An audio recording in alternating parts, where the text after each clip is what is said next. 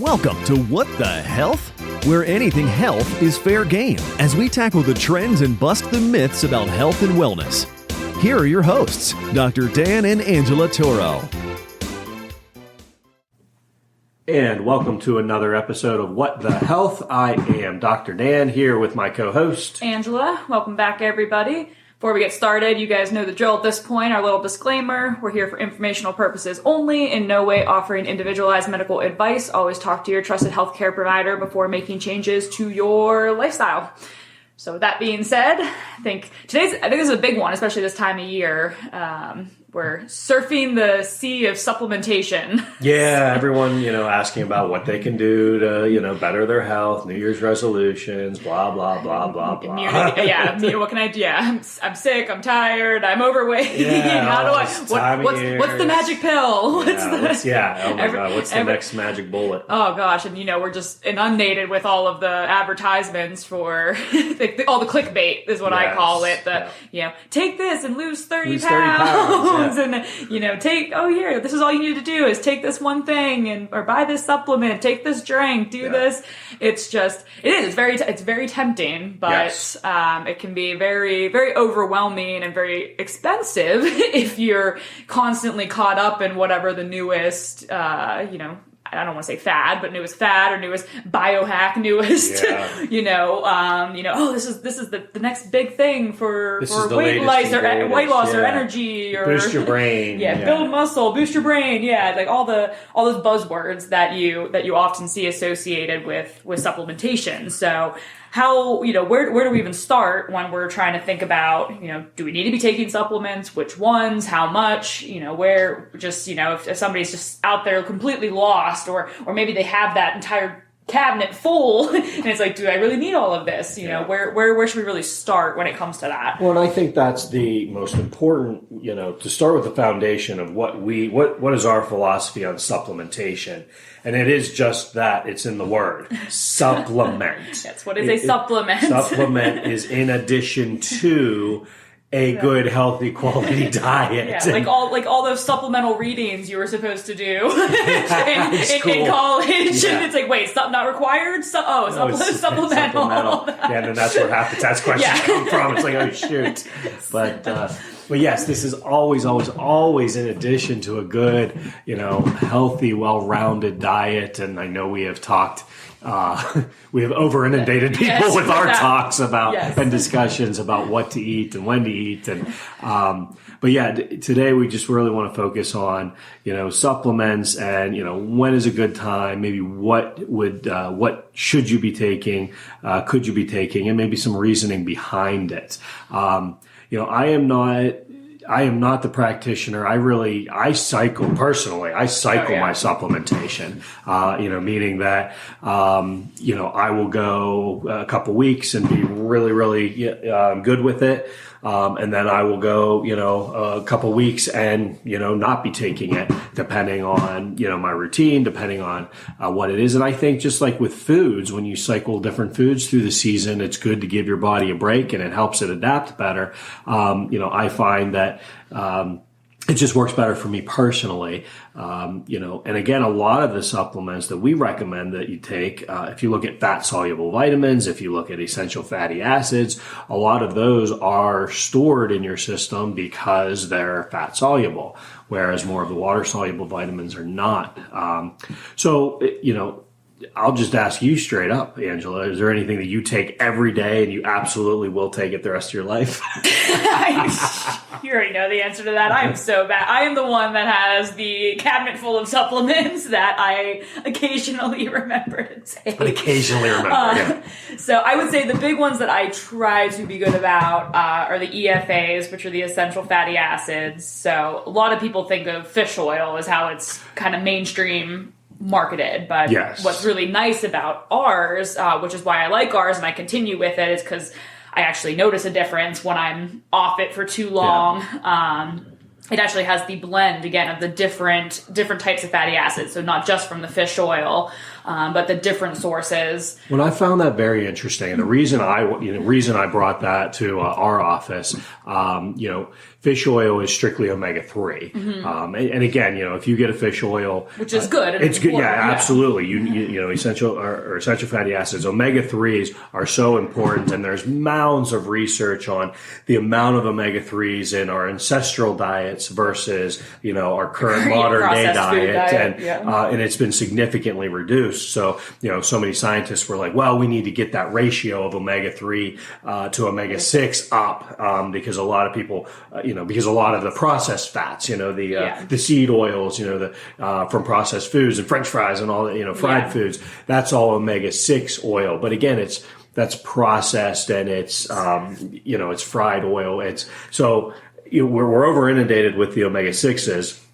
And then we don't get enough omega-3. So the whole idea of fish oil was to help with that ratio and up the omega-3. The challenge is omega-6s and omega-9s are still required. Yes. They are also an essential fatty acid, and you should be getting them from a good quality source. So taking a blended supplement allows you to get omega-3, 6, and 9 and just get it into your system. In the right ratio. Yeah, in the right ratio. But the one thing, and the reason I went to the blended supplement a while back was because, I was actually talking to, one of the researchers at a convention that I went to, and they were talking about different tissues in the body use omega-3, 6, and 9 in different ratios. Yeah. So by just over inundating your body with a bunch of omega-3s, you might be missing out on some of the 6s and 9s, especially coming from a good quality product, to make sure that those tissues are getting the right ratio. So we just say, here's the blend. Yeah. It's a good quality plant-based supplement for the 6s and the 9s, and also has the fish oil in it as well for the omega-3s. And so you're getting all of the essential fatty acids, that should be in our diet, and again, how we were genetically created to have a lot of those oils in our system, and those are the building blocks of really every cell in the body. Yeah, every cell in the body, has a phospholipid bilayer. Every cell in the body has that. And if you remember back to biology or, you're in the science, very, very familiar with the phospholipid bilayer. But when it says lipid, that means fat. Those fats are made from omega-3, 6, and 9. And so if you don't have those building blocks, then, you literally will start to get faulty, you can have faulty membranes in some of the cells, and you can have a lot of damage. New healthy cells, don't turn over in a good healthy ratio when they're dividing. So omega-3, 6, and 9, it's just so important. And, and think about it like the lubrication to your engine. Yeah, you don't put oil in your engine for 30,000 miles. You're going to learn very quickly how important that oil is. Exactly. And so it's same idea with your body. It's like it's used in, so many different biochemical pathways that if you just make sure that it's in your system. Now, I'm not saying you can't get it in foods, because you absolutely can. What are some of the foods that we can get our and that's probably why I cycle with the supplements. So the good fatty fishes, your salmon, walnuts, your fatty nuts, things like that. If you're eating that in enough quality, it's actually not that difficult to get enough. It's just the type of foods that we don't tend to eat a lot of in this country. So if you're eating the fatty fishes a couple times a week, if you're eating, a handful of those, walnuts, almonds, Brazilian nuts is probably one of the best. If you're eating that daily, you're probably getting close to what you need. But again, it's just the number of people that are actually doing that and on a regular basis that's where you really want to make sure that you're getting that supplementation if you're not getting enough of it in your diet. But those healthy fats absolutely are. And the reason it's called essential is because they are essential to the body, but the body does not synthesize them. So you have to get them from your diet or from that supplementation. Yeah, anytime you hear the word essential in nutrition, it means that you must ingest it because your body does not make it. So, so essential fatty acid is literally the acids, the fats that your body needs to make a lot of the different biochemical reactions. So so that is one that we recommend a lot, especially people having joint pain, just again, overall, I mean, it's good for heart health. It's good for the entire brain function. Your brain literally 70% fat runs on fat. Yeah, your heart runs on. Like people don't realize that, but those really important organs that we need to function really need that healthy fat. So if you're not getting it from your diet, which as we talked about, the standard American diet, the SAD diet that people tend to follow is way too much of the processed, unhealthy fats and not enough of the good, the good balance between the 3, 6, and 9. So that's where, again, a good supplement can certainly come into play. That's one I definitely keep on hand. I'd say the other one. Well, and real quick, just going back to the cycle, because it's a fatty based supplement, and your body will store some of it. That's one where I might not take it for a couple days, but then I'll take a handful, and I'll just, if a serving size, if we recommend 3 daily and I miss a couple days in a row, I might take 6 one day, and I'll just pop them in my hand and throw them back. So again, that's something that just cycling it through and having it there. Oh, I forgot a couple days. Well, no big deal. Just, toss it, get it in your system. Get it back in. Yeah. Your body knows what to do with it. Exactly. But then, I'd say the other one, especially this time of year, is the vitamin D, which is absolutely so important and so difficult to get naturally if you live in a lovely gray city like we do. Pittsburgh, I think I know it used to be, I believe it's number 2 to Seattle as far as least number of sunny days in a year. So vitamin D, again, your body has the ability to naturally synthesize, but it needs the sun. It requires that sunshine, the right amount of it, direct contact to the skin, and it needs to be the right season. So this time of year, even if we see the sun, it's not close enough and you're not going to get enough of that, enough of the UV rays to actually create that synthesis process. Yeah, not quite enough of it. Yeah, just because of the angle of the sun in relationship to where we are in the earth. So if you live somewhere closer to the equator that you're seeing the sun year round, yes, you would, be fine. You likely would not need a supplement unless you have some reason your body's not doing it naturally. But here I'd say, the majority of people in Pittsburgh are probably walking around low in vitamin D, if not deficient. And that's, it's concerning because, again, that one, vitamin D plays a huge role in the number of connections and low vitamin D and autoimmune disorders, immunity in general, energy, cancer, energy. It's just, it's classified as a vitamin, but it really, there's a lot of researchers that push that it's actually are starting to call it more of a hormone because of its interaction in so many different biochemical processes in the body. So, so that is one I do try to do daily, which the one we have in the office makes it easy because it's that, the little dab on your finger. It's not even a full pill. And the other important thing too is making sure that it is D3, which is the natural version that your body would synthesize in the sun. Again, our science is famous for creating or trying to reproduce nature, and so we have synthetic vitamin D2, which is a lot of times when you see people prescribed like the 50,000 units and you just take one pill a week, a lot of times those are synthetic. The D2. And I've had patients come in and they're having excruciating muscle pain and they couldn't figure out why, and sure enough, I linked it back to them starting a vitamin D supplement regimen from their medical doctor, and sure enough, it was D2, and it just sat in their muscle and just was causing excruciating muscle pain. So as soon as you get them off of that and onto a good quality D3, makes such a difference. And then the other thing that you have to add that our office has also transitioned to is making sure the absorption of D3 is important. So you have to have vitamin K2, which goes along with that. So, and a lot of the good quality supplement brands now, they offer D3 with the K2, just to make sure that your body's getting enough of it.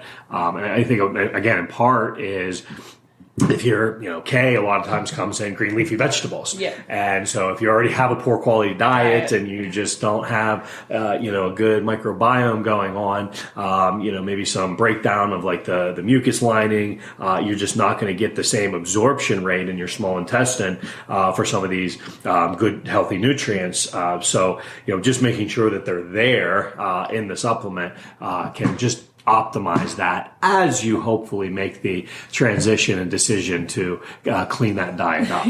Yeah, and that brings up such a key point when it comes to supplementation in general, which is quality is always going to be the key thing to look for. So supplements are not regulated in the same way that prescription drugs are. And now again, that's not necessarily like there's pros and cons to that. Yeah. It's because again, there's things in prescription drugs that are, also concerning. But the thing with supplements is because they're not regulated, unless they are third party tested, a sort of, like the ones that brand that we carry in the office. So basically a third party is taking them and testing them and saying that, yes, what is on the label is in fact what is in the supplement. Yeah. If you go to, your local drugstore and pick up a supplement off the shelf, if it is not third party certified, there is absolutely zero guarantee that what is on the label is what you're actually getting. Yeah. You don't know. There could be additional stuff in it. There could be stuff missing. There could, again, not be the right version because there are so many different,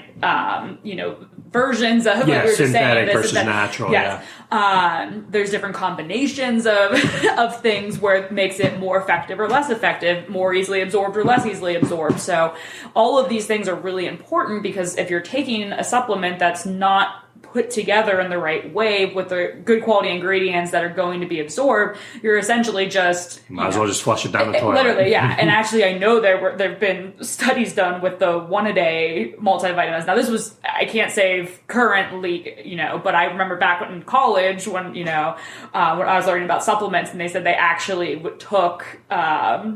took imaging of people's stomachs after taking a one-a-day vitamin and could see it in full form through the entire digestive tract. Like it was never actually broken down. I've seen X-rays of people in their colon. It's just sitting. It's like you can what literally is that? track. Yeah, you can track it through because it just never actually gets broken down and absorbed. Well, that goes to the whole the whole question of what is in the supplement. Yes. And a lot of times, again, it comes down to cost, right? And you get what you pay for. Yeah. And when you're, buying that vitamin and, in 1,000 capsules or tablets off your big box store and, you look at it, a lot of times the binders and fillers in there, it's a very high heat process. Mm-hmm. They're going to put, whatever, supplement, synthetic product in there so that they can put it on the label. But then they pack it full with so many binders and fillers to maintain its shelf life. That's one of the frustrations that we deal with is like, some of our supplements, they have a quick shelf life. And if they don't sell, it's like, well, shoot, now we got to take it off of there because it's more like food. Yeah. It's much closer to food grade quality, compared to some of those big box stores. Some of those vitamins will be sitting next to the Twinkies after the nuclear holocaust. We'll always have Twinkies in one a day.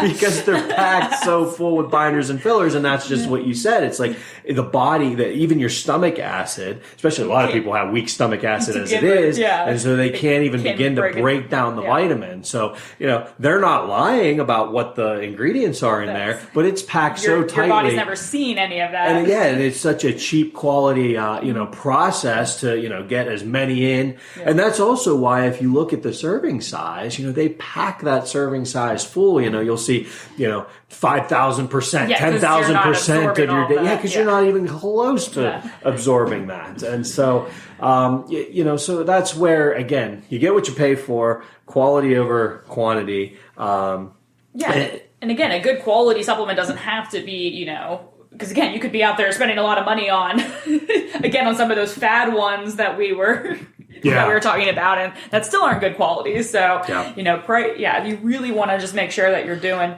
the research, making sure that things are certified in some way. Like you'll see on the labels, that they're third party certified, and you just want to make sure that. And the best way to to do it is to work with, again, chiropractors or a natural doctor who work has with a health practitioner who has them on their shelf that they know and they've done the research and they've talked with the company. And so you can't even get our supplement. You can't buy it. No, you have to be on Amazon or something else. Provider, right? Yeah. You have to be a licensed healthcare provider, because then they check your license and they make sure that they're giving the product to someone who, again, at least has somewhat of an idea of what they're doing and what they're giving. And a lot of the good companies are. So, I mean, I don't think I would even buy a supplement off the shelf anymore if it didn't come from a healthcare practitioner that I knew and trusted. So, so you really just, that's the biggest thing is the quality. And then, and then again, making sure, as we were saying, it's a supplement. So making sure that you're not just taking everything because I heard this is good for this and this is good for this. And, again, we carry a handful of supplements in the office, but, we're not personally taking all of them. We wouldn't tell anybody that you should be taking all of them. You want to, I'm very honest with people when they're like, oh, I'm already taking this and this. Should I add this? And it's like, no, that's kind of all the same, because we have things that have like different combinations of stuff. Exactly. So it's like, well, if you're already taking, our multi has pretty much everything in it. So, if you're taking that, you might not need to add some of these other things in as much. And the other thing that we talk about with our multi, because even if you look at the serving size of our multi, it's 6 capsules. Yeah. And again, going back to the argument of, some of the poor quality products, they pack it in really tightly in a tablet form. Yeah. And you're never going to absorb it. Ours are capsules, so where the capsule is designed to break down very quickly. And now you have that powder that dissipates, into your digestive tract and is now much more easily absorbed, but you have to take 6 of them versus one big tablet. So some people were like, whoa, that's a lot. But again, because it's more like food, but again, even though the serving size is 6, a lot of times I'll tell people, take 3 a day, and just get that in your system. And if that is in conjunction with a healthy diet, well-balanced, well-rounded diet, you're going to get your fill of your vitamins, what do they call it? Minimum daily requirement, or, I forget all the terms now on the percentages but at the end of the day, making sure that, you're getting enough, you're getting the right quality. Yeah. And honestly, it's like, it's not magic where it's, you're going to take 1 serving and you're going to notice something. But what I tell people is if you're taking something that you truly need, you should notice some kind of change. Yeah. So, like I said, if I don't take the fatty acids for a while and the diet's not what it should be, I will start to notice that things feel achy. I'm not recovering from my workouts. The fatigue.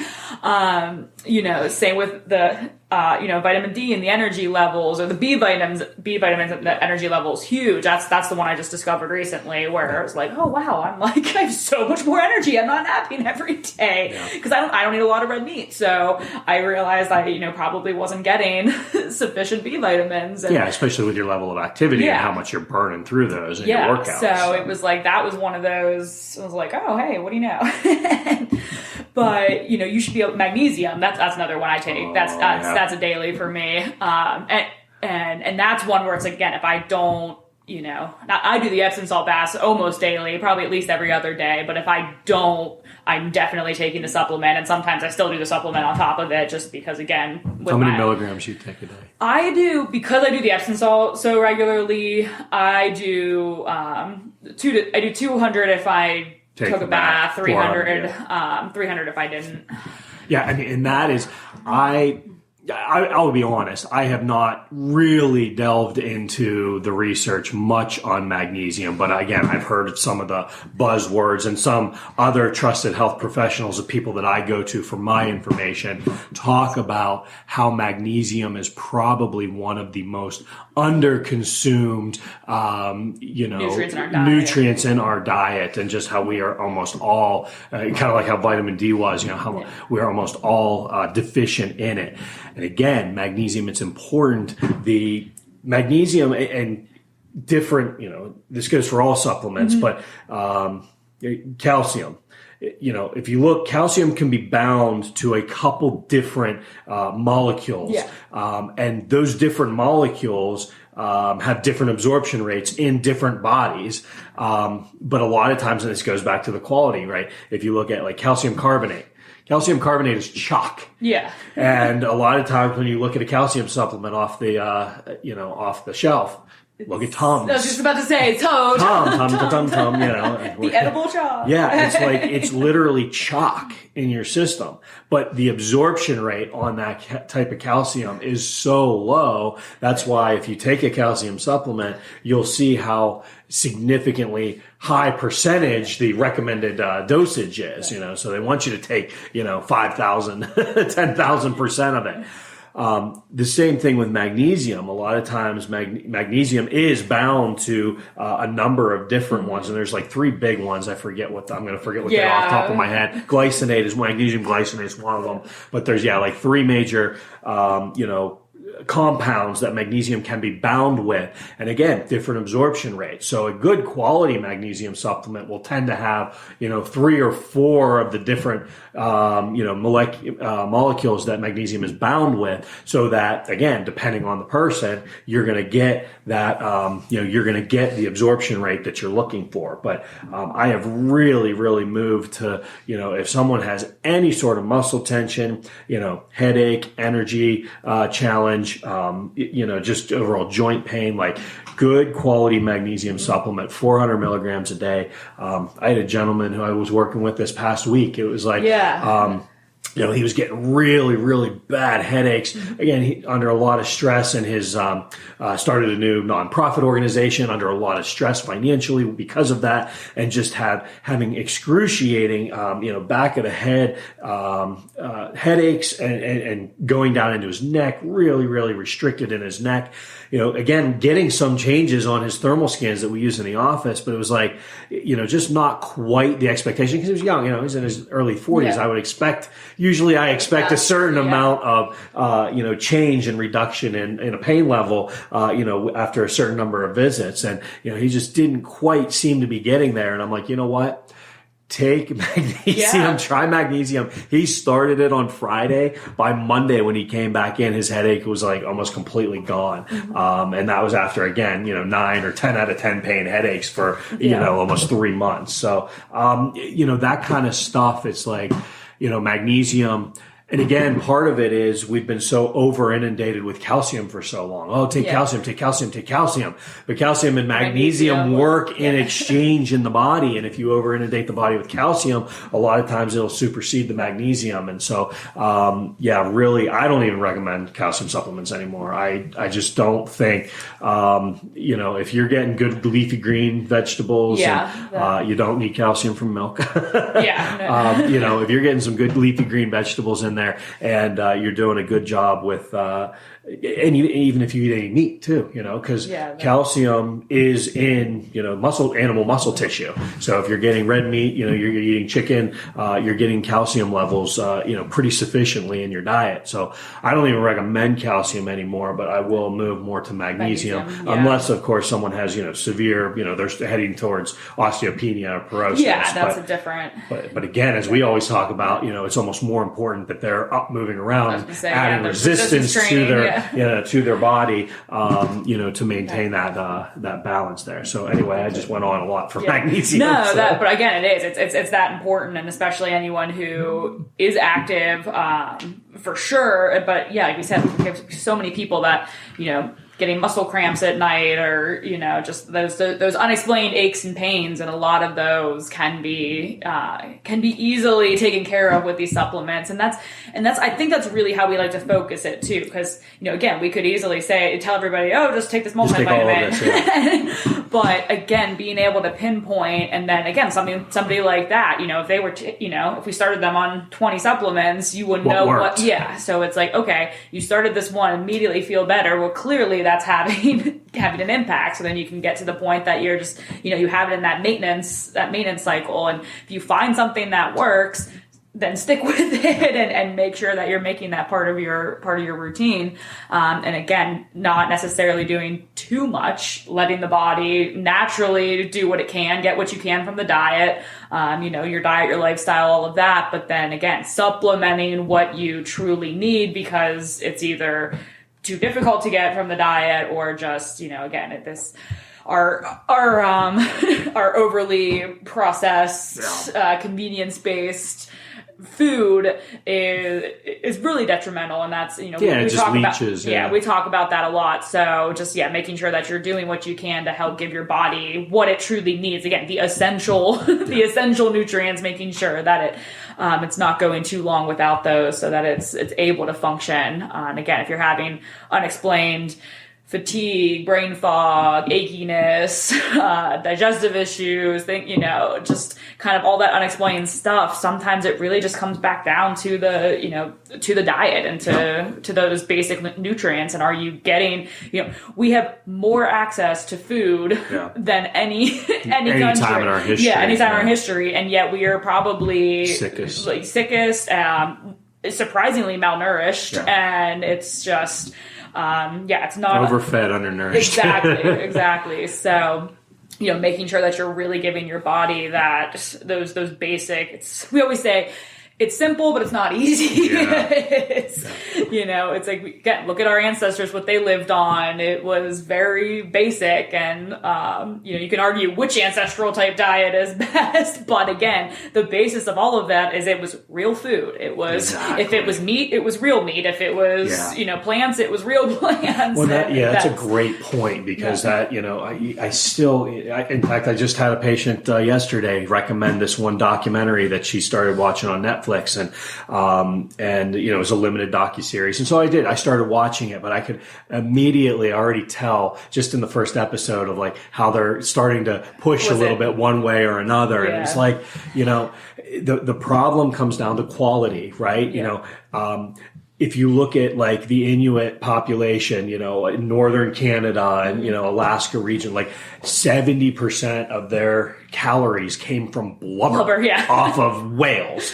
And yet they, had a population that lived very, very healthfully. They didn't have, they didn't have levels of cancer, heart disease, diabetes. So it's like, you can't sit here. And again, that was their argument, like, oh, animal fats and saturated fats. And I'm like, 70% of their diet was saturated fat, and they don't have a history of heart disease or cancer or all this other BS. Yeah. So it's like, that's where, we've talked about this on other podcasts, and I'll get off my soapbox. But, when there's an agenda involved in a documentary or trying to push a certain diet, like, or a certain supplement, again, you have to watch and you have to know who's funding it, where, and what are they trying to get to. There are populations in the world who have survived very, very healthfully off of almost a strictly carnivore or, meat, blubber, fat diet. There are other populations in the world that strictly plant-based vegan diet, like almost no animal meat other than maybe a little fish. Like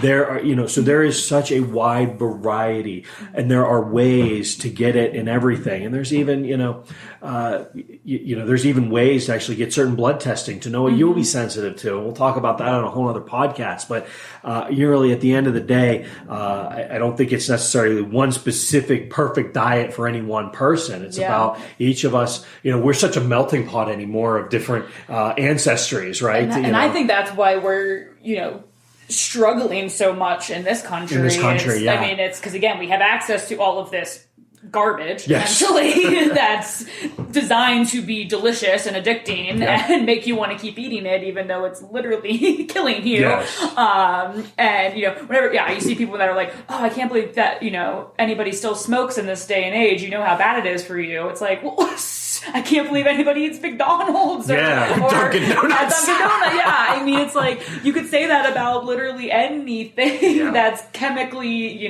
processed and made. It is designed to be addicting, and you might not even realize how addicted you are. You find MSG in any processed food, and that it literally is a chemical that changes the brain chemistry. Oh my god, lights up the brain. So, but the point is, it's like, but then we talk about, we like to look at all these different cultures, but the difference with those cultures is that's generations of generations of eating that way and being raised that way, and then we're here and we are such a relatively new new country, and we have blended from so many we're different, so blended that I think again it's like our bodies sort of are like, what the heck what the heck should I be doing? Because you'll talk to your one friend and they're like, oh yeah, I feel great, and you try that, you're like, I feel like crap when I eat that way, and then you go to your other friend and they feel great doing something completely different, and it really, I mean, I say all the time, it's it's listening to your body, and just and if you can, and again, if you can partner with a health professional who's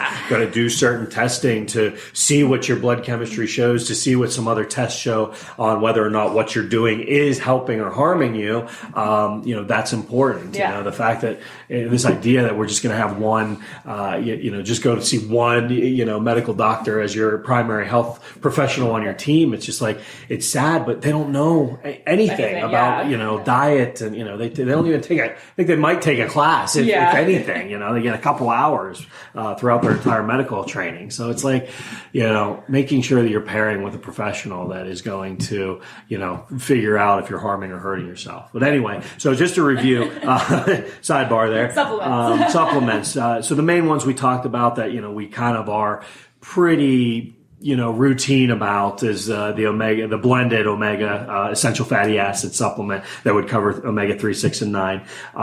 The vitamin D coupled with K2, especially if you're north of the Mason-Dixon line.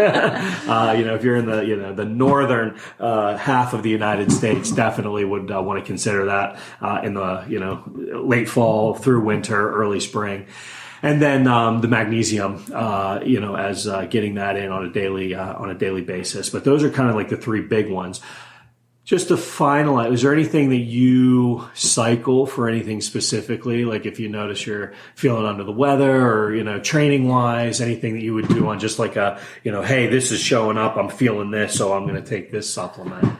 I mean, definitely, like, I'd say, like, the, some of the superfood blends. So, like, we have, like, the Organifi, their immunity one that has the vitamin C and zinc, and vitamin D in it.